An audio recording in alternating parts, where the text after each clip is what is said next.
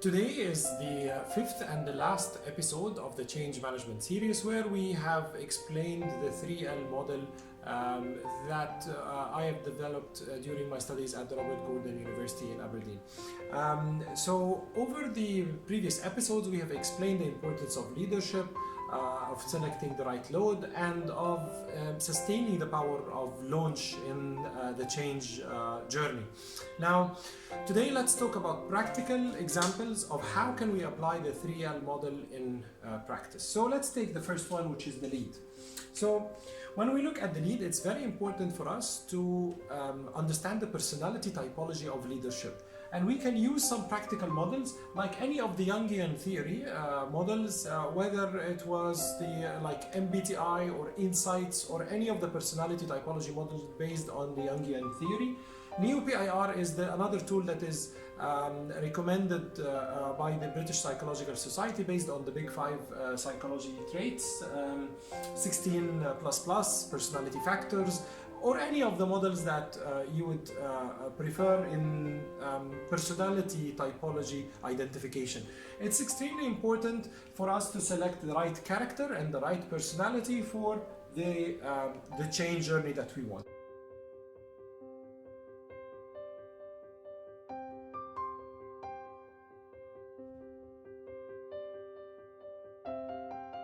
Then we go to the load, and the load selection, we need to have two practical tools. One is we need to have competency modeling, and two, behavioral modeling. How do we do it? Competencies is all about the skills and that the employees need to show or develop. So in that, we need to identify what are the key skills that we need in the journey and how do we measure them. Based on that, we are going to identify the team, and we look at the teams of where are they from the competencies that we want, how much close or far are they from the competency model. Then we look at behavioral models, attitudes and behaviors that we want the employees to show. And in this case as well, we develop behavioral model based on traits and behaviors that people will show during the change journey. Then based on those two, we do behavioral modeling and competency modeling, and then measure the amount or the level of competency levels and behavioral levels match with the team, so that we ensure that everyone is on board, is having the right competencies and the right behaviors.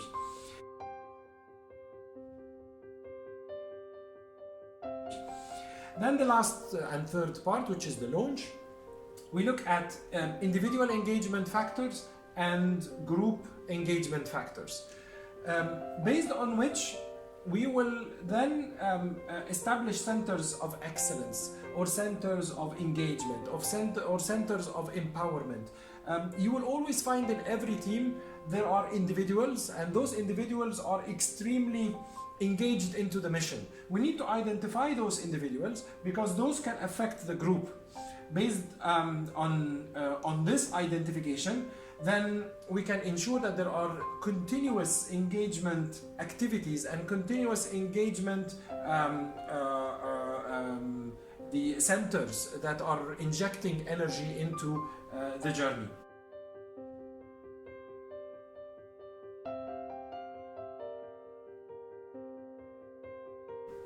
Now, if I'm an individual, I need to understand what's my character. So I need to understand where I am and what are my traits, what are my strengths, what exactly do I want, whom do I want to hang out with? Who are the people who can add to me, who can complete me? So what are the competencies I need in my life? What are the behaviors I need in my life? And this is very important. There's a very nice exercise where you can identify your own values, and then based on that you identify what are the behaviors that you would love to have in your life. And then look at individuals that you will definitely get from here, from the notes, the people who really motivate you, the ones who really give you energy, and the groups that give you energy. And of course, you look at the opposite, the individuals and the groups who deplete your energy. chop those off, of course, and hang out with the individuals who give you energy during your change journey, and the groups.